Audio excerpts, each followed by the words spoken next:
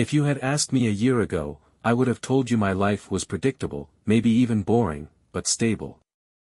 I thought that was a good thing. My name is Greg, and I'm 42 years old, an accountant with a steady job and a routine I've followed for years. My wife, Rachel, is 36 and works part-time as an interior decorator. We've been married for 13 years, living in a comfortable suburban home that Rachel has spent countless hours perfecting.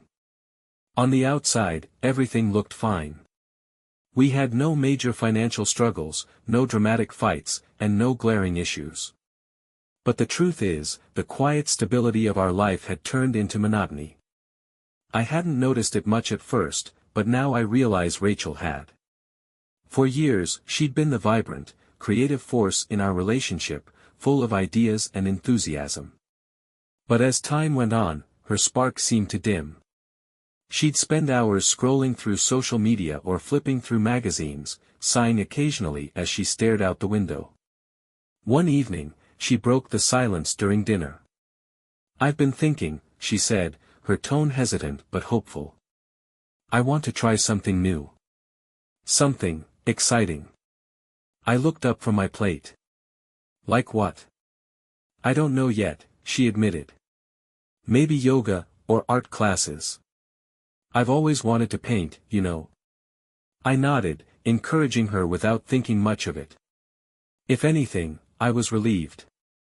It sounded like a harmless way for her to break out of the routine that had clearly been weighing on her. A few weeks later, she decided on dance classes. It caught me off guard. I didn't think Rachel had ever been interested in dance, but she seemed genuinely excited about it. "There's this amazing instructor at the studio downtown," she said one night, her eyes lighting up in a way I hadn't seen in years. "His name is Jason. He's supposed to be incredible." I smiled and nodded, happy to see her excited about something. I didn't think much of Jason at the time.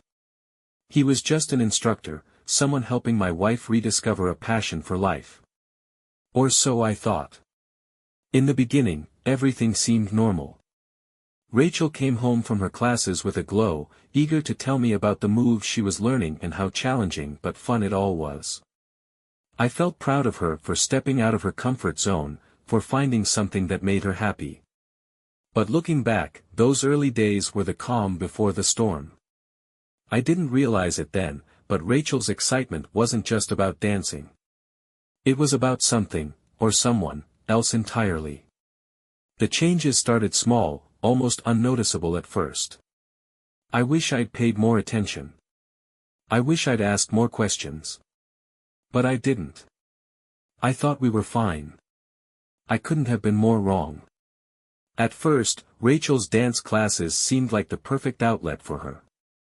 She was happier, more energetic, and had a new confidence about her that I hadn't seen in years. She talked about Jason often, how he was a fantastic teacher, how patient and encouraging he was, and how he made the class fun for everyone. I listened with interest, glad she had found something she enjoyed. But as the weeks went by, her stories about Jason became more frequent, more detailed. She spoke about his sense of humor, his talent, and how he inspired everyone to push themselves harder. "He's just so passionate about dancing," she said one night over dinner. "It's contagious. You can't help but feel motivated when you're around him." I nodded, trying to match her enthusiasm, but something about the way she talked about him started to bother me. I couldn't quite put my finger on it at the time, so I brushed it off. Then came the changes in her routine. What started as one class a week quickly turned into 2, then 3. She'd leave the house earlier and come back later, saying she was staying to practice or chat with some of the other students. I didn't think much of it at first. If anything, I admired her dedication. But soon, other changes began to surface. Rachel started paying more attention to her appearance before leaving for class. She bought new outfits, sleek, form-fitting activewear that looked more stylish than practical. She began spending extra time on her hair and makeup, something she rarely did anymore, even for date nights. When I commented on it one evening, she laughed it off. "I just want to feel good about myself," she said.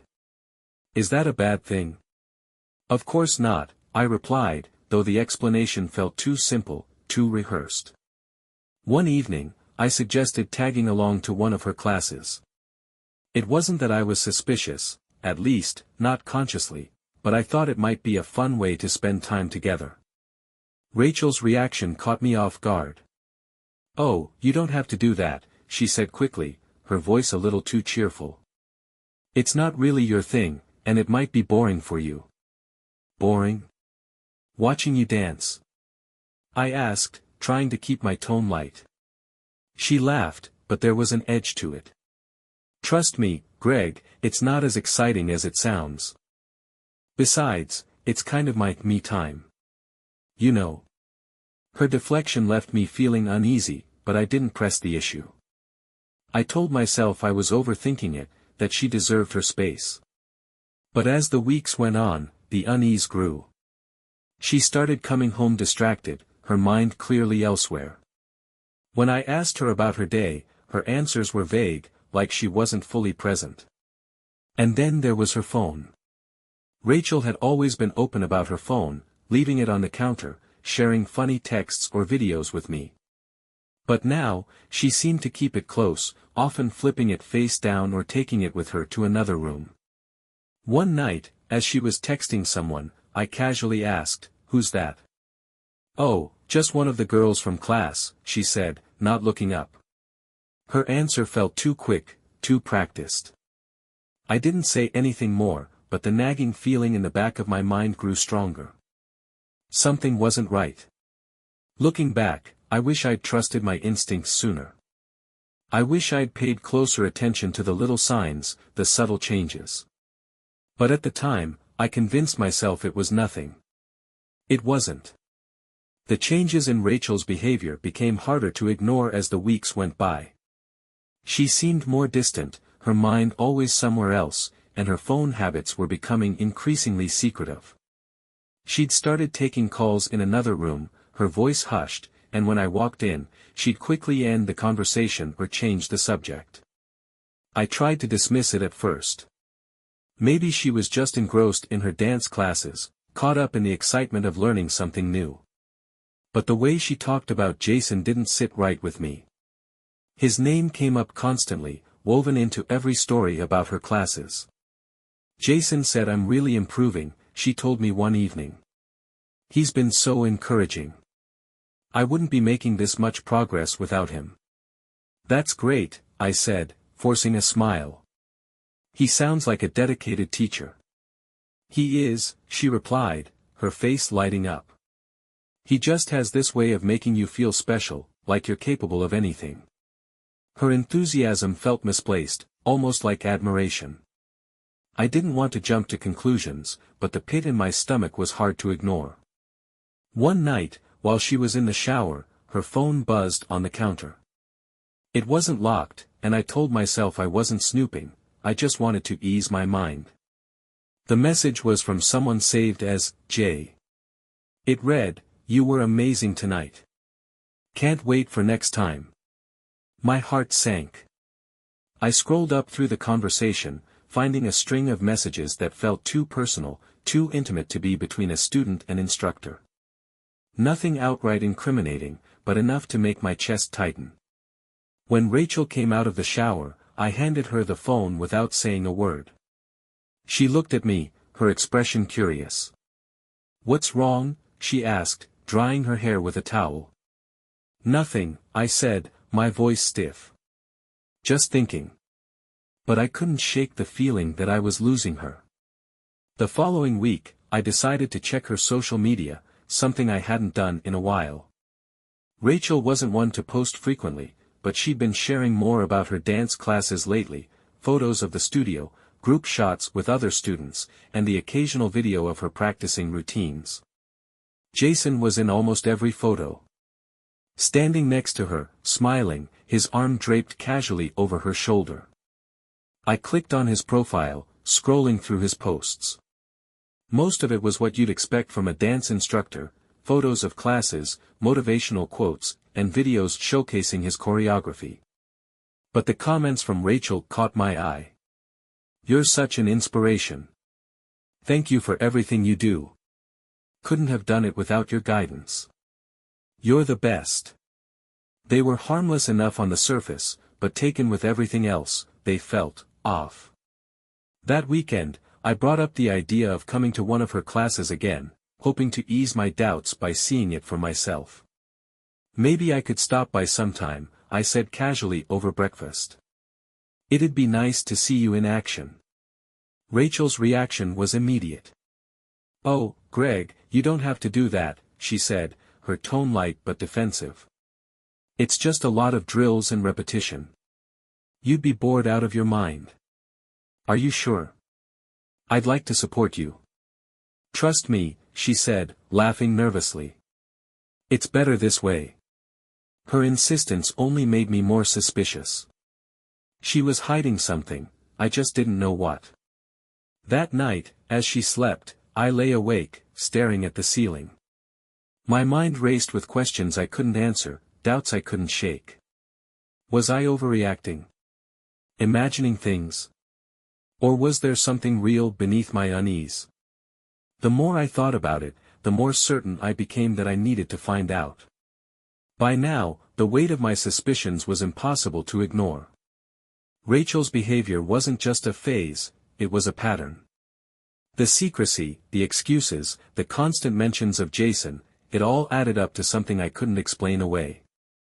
I decided to do what I never thought I'd have to, investigate. The following week, Rachel left for her usual Wednesday night dance class. She kissed me goodbye, her tone as cheerful as ever. Don't wait up, she said, grabbing her bag and slipping out the door. As soon as she was gone, I opened my laptop and logged into her social media accounts. I didn't feel good about it, invading her privacy felt wrong, but I couldn't sit in the dark any longer. Most of her posts were harmless, just as I'd seen before. But a private message thread with Jason caught my attention. My hands shook as I clicked on it. The messages were nothing short of gut-wrenching. Can't wait to see you tonight. You're the highlight of my week. Last night was incredible. I haven't felt this alive in years. Greg doesn't understand you the way I do. Each message felt like a dagger, confirming my worst fears. They weren't just instructor and student. They were something more, something intimate. The anger and heartbreak coursing through me were almost unbearable. I wanted to call her, to demand answers, but I stopped myself. I needed more. I decided to drive to the studio, parking a few blocks away to avoid being seen. My stomach churned as I sat in the car, watching the entrance. After about an hour, the lights in the studio went out, and I saw them step outside together. Rachel and Jason, laughing, their heads close as they spoke. I watched as they lingered by her car, his hand resting on her arm. The way they looked at each other left no doubt in my mind. Then, as if to confirm everything, he leaned in and kissed her. I felt like the ground had been ripped out from under me. The woman I'd loved for over a decade, the person I thought I could trust more than anyone, was standing in front of me with another man, acting like I didn't even exist. I drove home in a daze, my mind racing with anger, betrayal, and disbelief. How could she do this to me? How long had this been going on? Had I been blind to it from the beginning? When Rachel came home later that night, I couldn't bring myself to confront her, not yet. I needed to process what I'd seen, to figure out how to approach her. As she walked into the bedroom, she smiled at me like everything was normal.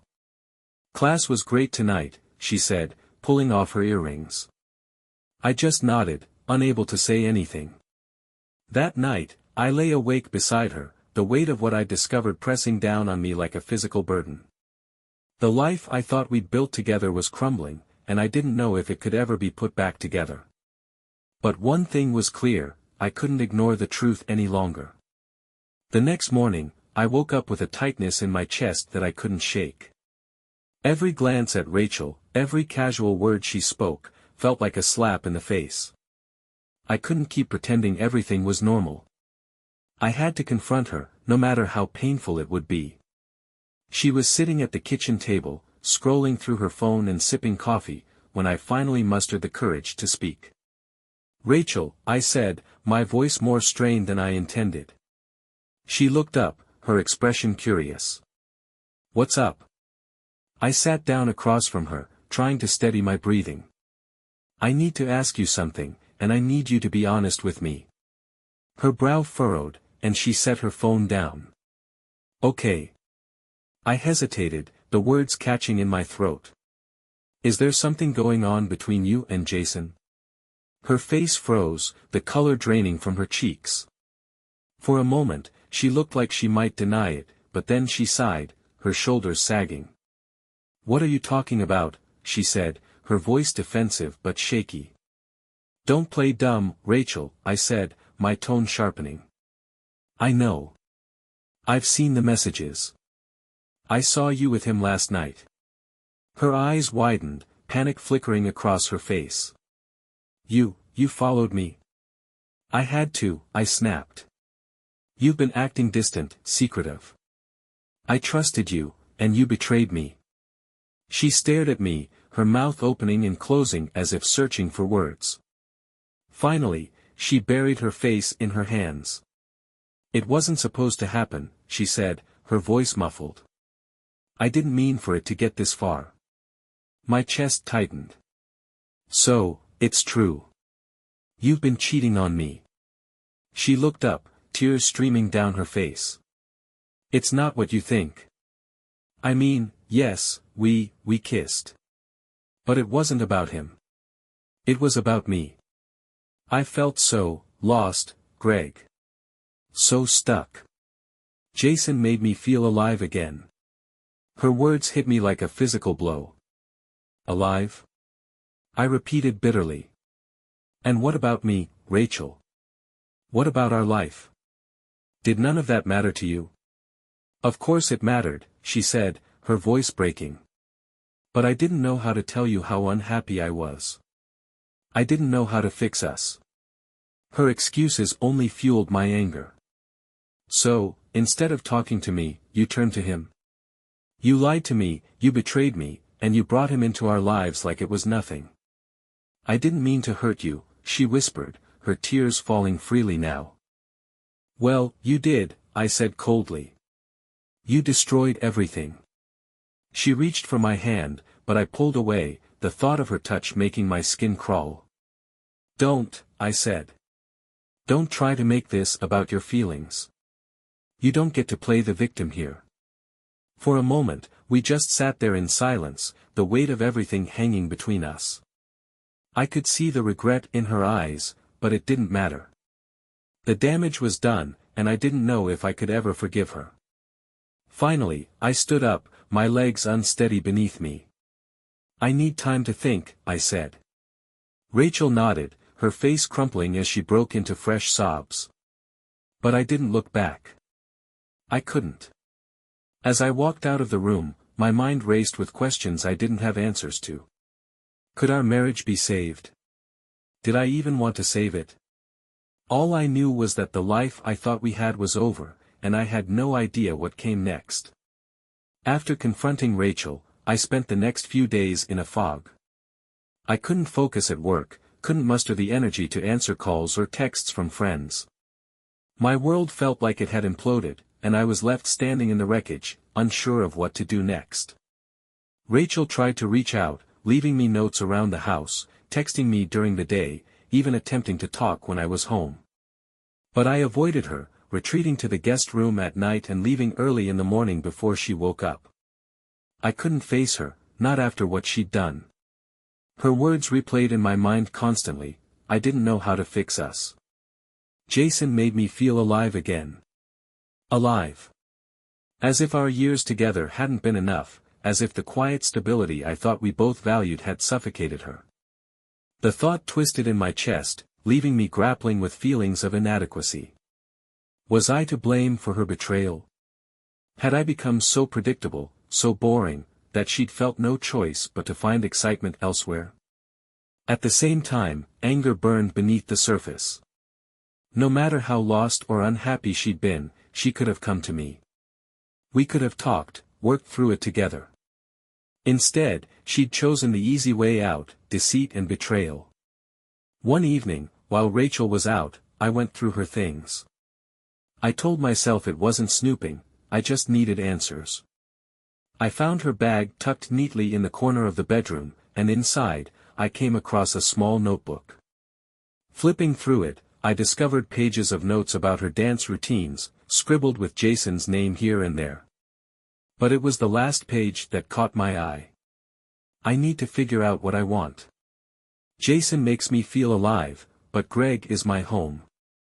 The word stung. Home. Was that all I was to her? A safe, stable place to fall back on while she chased excitement elsewhere. That night, Rachel came home earlier than usual. I was sitting in the living room, staring blankly at the TV, when she walked in. "Greg," she said softly, standing hesitantly in the doorway. "Can we talk?" I didn't respond at first, keeping my eyes fixed on the screen. But the silence became too heavy to bear. "What do you want, Rachel?" I asked, my voice flat.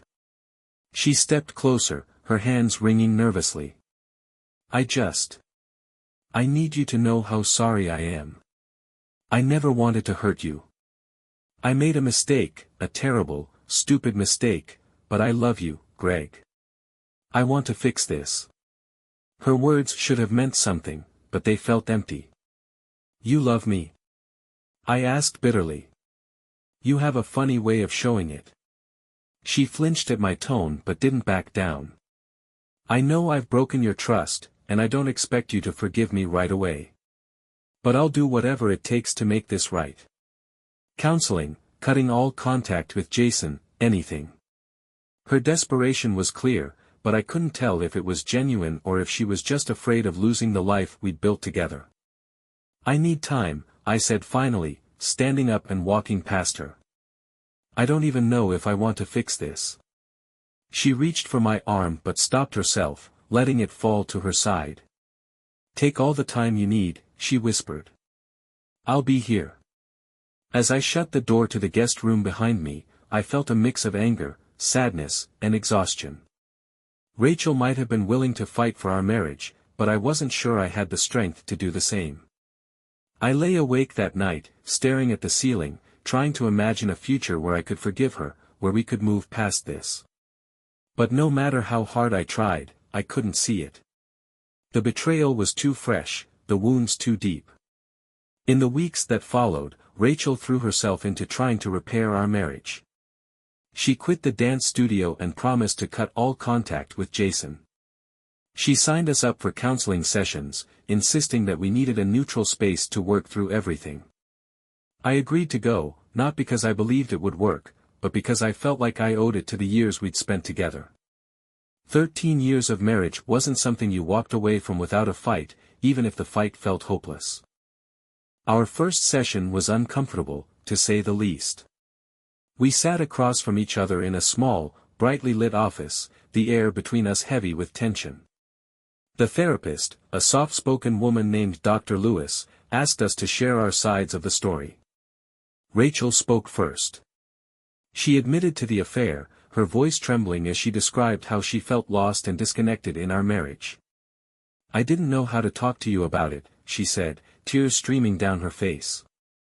He was a mistake. I know that now. But at the time, he felt like an escape." Her words hit me like a punch to the gut. Escape? From what? Our life. Our marriage. When it was my turn to speak, I struggled to find the right words.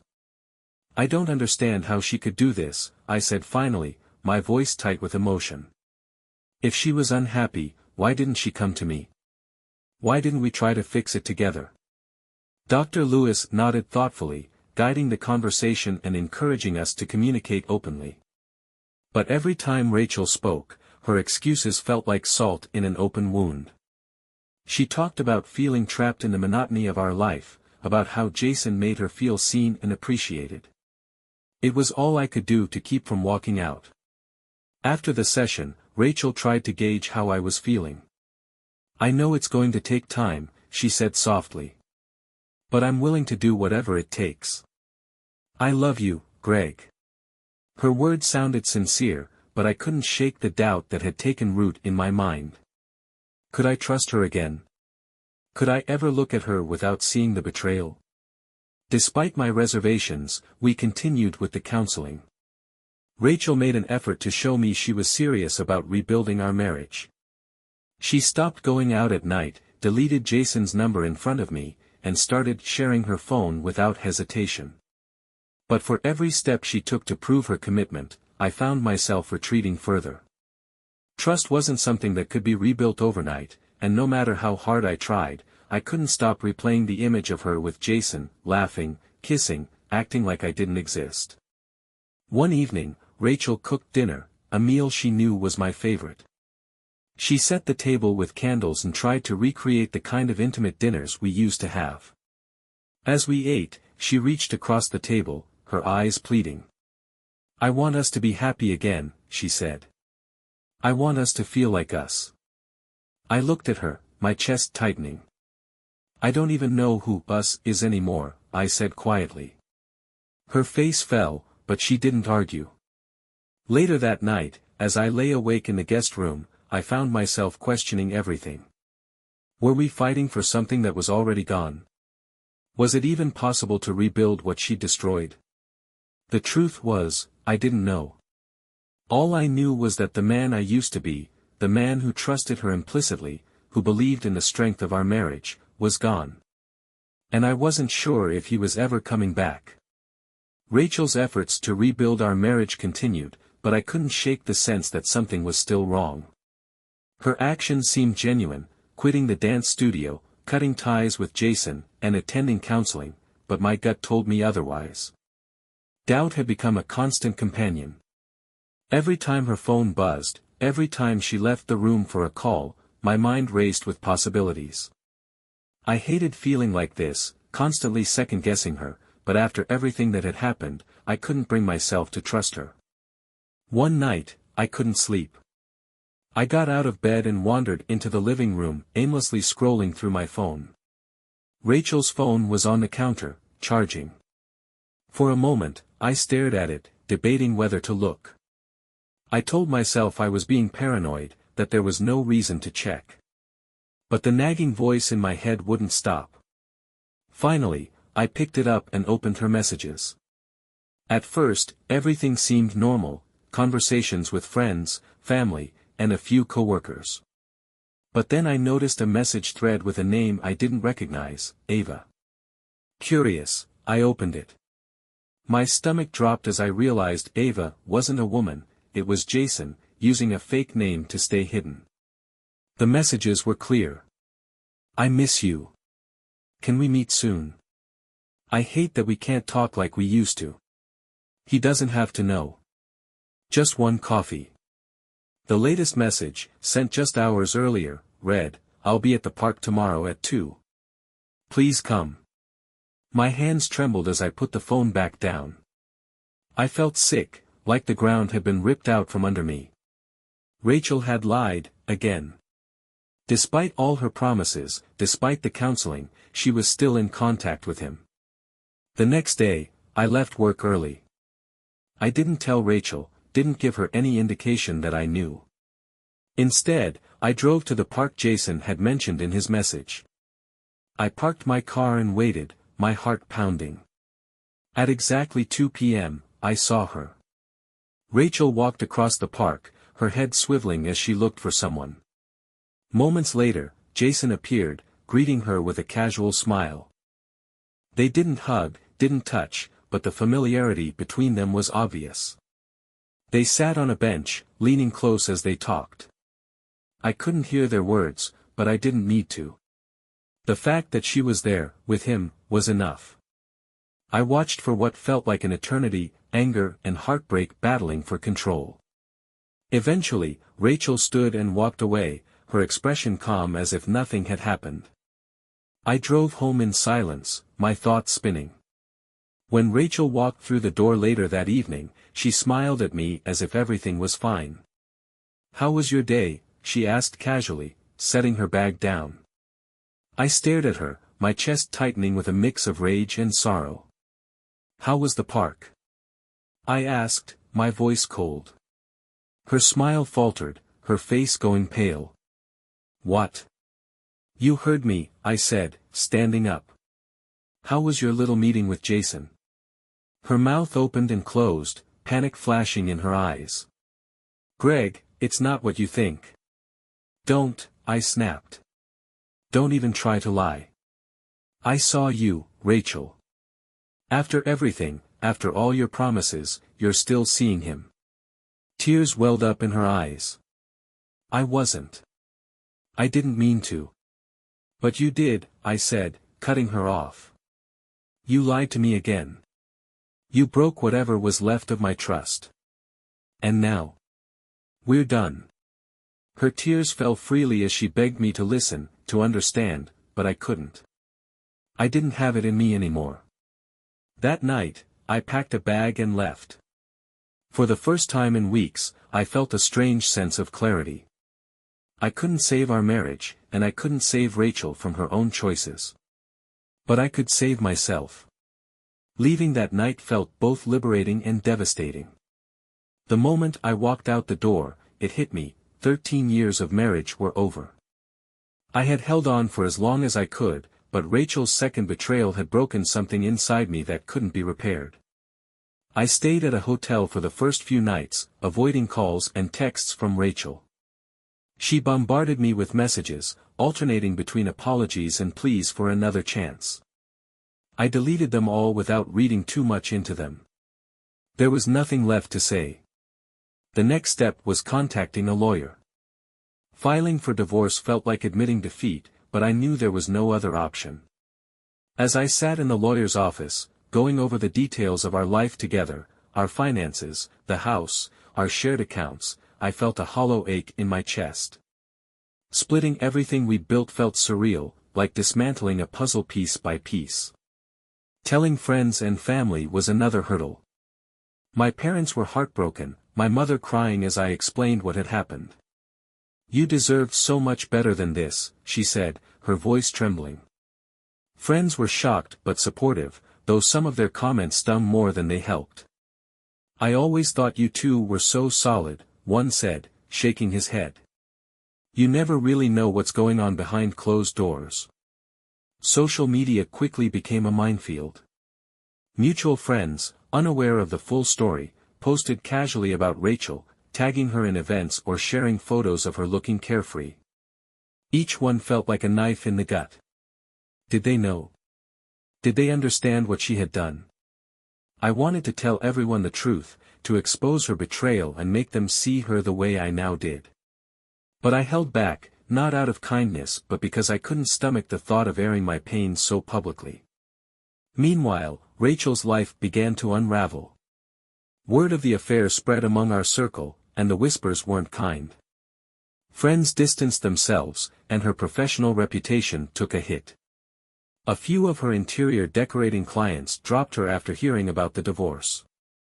I heard through mutual acquaintances that Jason had disappeared from her life not long after our confrontation. Whether he'd moved on to another student or simply didn't want the drama, I didn't care. Knowing she was alone didn't bring me any satisfaction. The house, once a symbol of our shared dreams, became a sticking point in the divorce proceedings.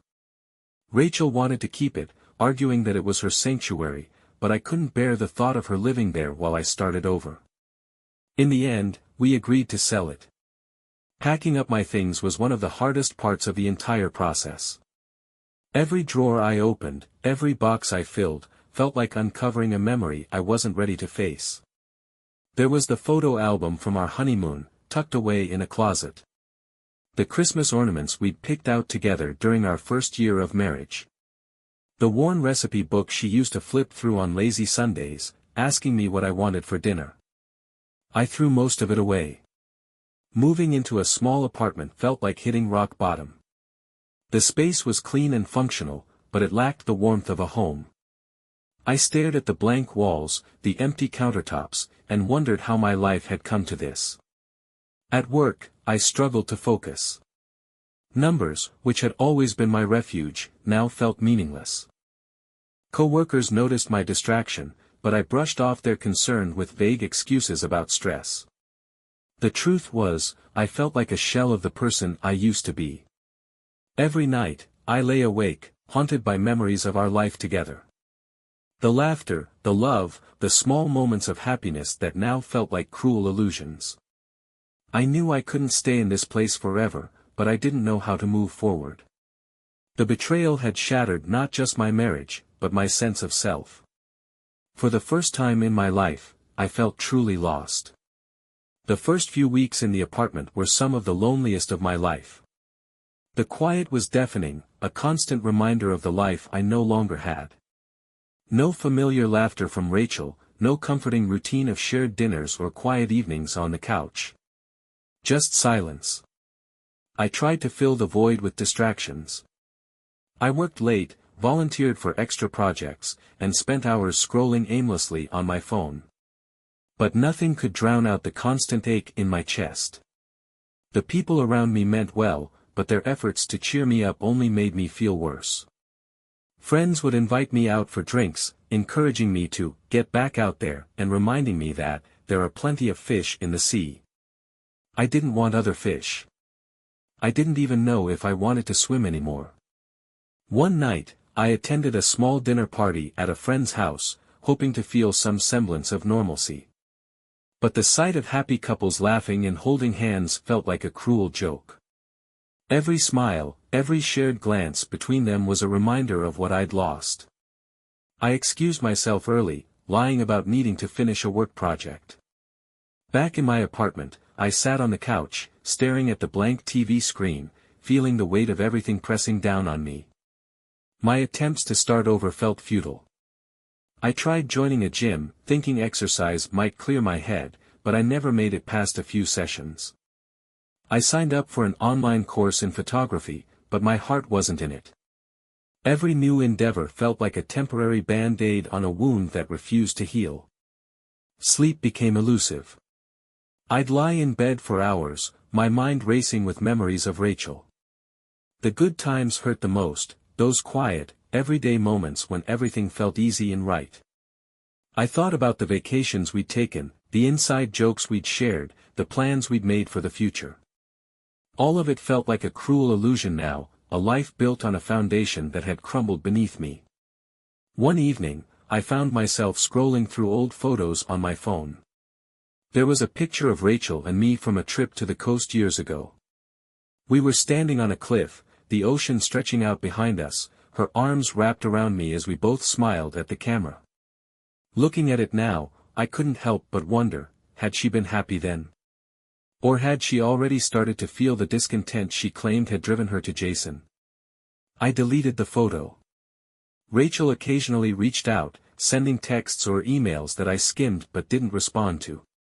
She wrote about how sorry she was, how much she regretted what she'd done, how she wished she could undo the pain she'd caused.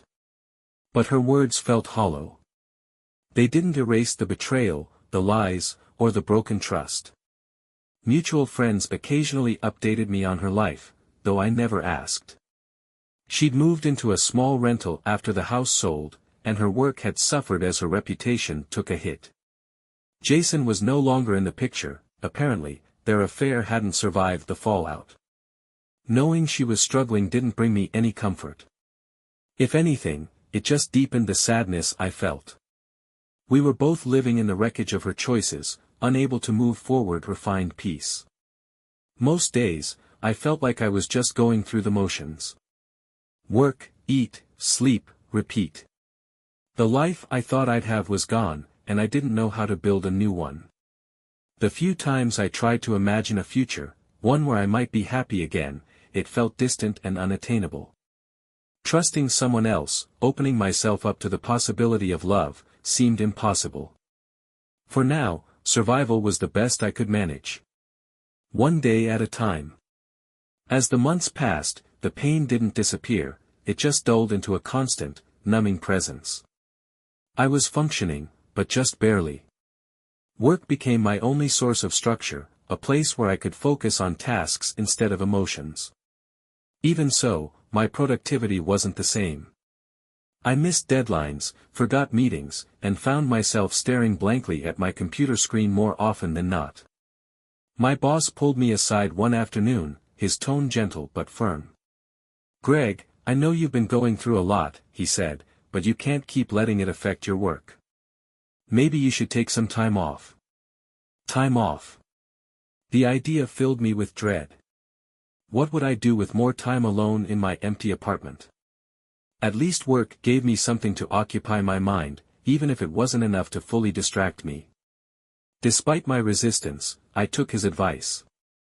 I used a few vacation days and tried to find ways to fill the hours. I picked up books I'd been meaning to read, started running again, and even tried attending a cooking class. But everything felt forced, like I was going through the motions of what I thought rebuilding should look like. I also made a half-hearted attempt at dating. A friend convinced me to set up a profile on a dating app, and after some hesitation, I agreed. The conversations felt awkward and superficial, like I was trying to fit into a world I no longer belonged to. On one date, I found myself sitting across from a woman named Lisa, who was kind and funny, with an easy smile. She asked me about my life, my interests, my goals.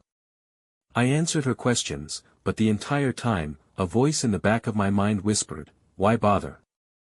By the end of the evening, I knew I wasn't ready. I thanked her for her time, paid the check, and didn't reach out again. The truth was, I couldn't imagine trusting anyone the way I'd trusted Rachel. The scars of her betrayal ran too deep, coloring the way I saw relationships and people. If someone I'd loved for 13 years could lie to me so easily, how could I ever believe in anyone else? Rachel, meanwhile, seemed to be struggling just as much as I was. Mutual friends told me she'd been avoiding social gatherings, that her work had taken a hit, and that she rarely talked about the divorce. She was still living in her rental, keeping to herself. Part of me wanted to reach out, to ask if she was okay, but I stopped myself. Whatever connection we'd had was gone. We were two broken people now, each trying, and failing, to put our lives back together. One evening, as I sat alone in my apartment, I found myself thinking about the life we'd planned together. The trips we'd talked about taking, the renovations we'd dreamed of for the house, the vague plans for a family that we'd always said we'd get to someday. None of it would happen now. I realized then that I wasn't just mourning the loss of Rachel, I was mourning the future we'd never have. The dreams we'd built together, the life I thought we'd share, were gone. And no matter how much I tried to rebuild, it would never be the same. That night, I poured myself a drink and sat on the balcony, staring out at the city lights. The world kept turning, indifferent to my pain. For the first time, I let myself cry. Not just for Rachel or the betrayal, but for everything I'd lost, for the man I used to be and the life I thought I'd have. Months have passed since the divorce was finalized, but the pain hasn't faded, it's just changed. It's no longer the sharp, gut-wrenching agony of betrayal but a dull ache that lingers in the background of everything I do. Looking back, I've accepted that my life as I knew it is gone. The person I was before Rachel's affair, the trusting, hopeful man who believed in love and partnership, feels like a stranger now. In his place is someone more guarded, more skeptical, and far lonelier. I've spent countless hours reflecting on what went wrong. Rachel's betrayal wasn't just an isolated act, it was the culmination of years of neglect, distance, and unspoken dissatisfaction. I know I wasn't perfect, maybe I was too rigid, too focused on routine to notice her unhappiness, but that doesn't excuse what she did. The worst part is the loss of trust, not just in her but in people as a whole. If the person I loved most could lie to my face, could betray me so completely, how could I ever open myself up to someone else? Friends tell me I'll find happiness again, that time heals all wounds. I nod and smile, but I don't believe them. Time doesn't heal, it just dulls the edges of the pain, making it easier to carry. I've tried to move forward in small ways. My apartment is slowly starting to feel like home. I've picked up woodworking again, creating furniture that fills the empty space and gives me something to focus on. I've even reconnected with a few old friends, though I rarely feel like myself around them. Work remains my anchor, the one place where I feel competent and in control. Numbers don't lie, don't cheat, and don't make empty promises. They're predictable, reliable, a stark contrast to the chaos my personal life has become. As for Rachel, I've heard she's still struggling. Jason is long gone, and she's been trying to rebuild her life much like I have. Mutual friends say she's expressed regret, that she wishes she could undo what she did. But regret doesn't undo betrayal. It doesn't erase the lies or rebuild trust. We haven't spoken since the divorce. I've thought about reaching out, but every time, I stop myself. What would be the point? Our chapter is over, and there's nothing left to say. Some nights, when the apartment is quiet, I think about the life we had. The good times, the laughter, the dreams we shared. It's hard not to wonder what might have been if things had gone differently.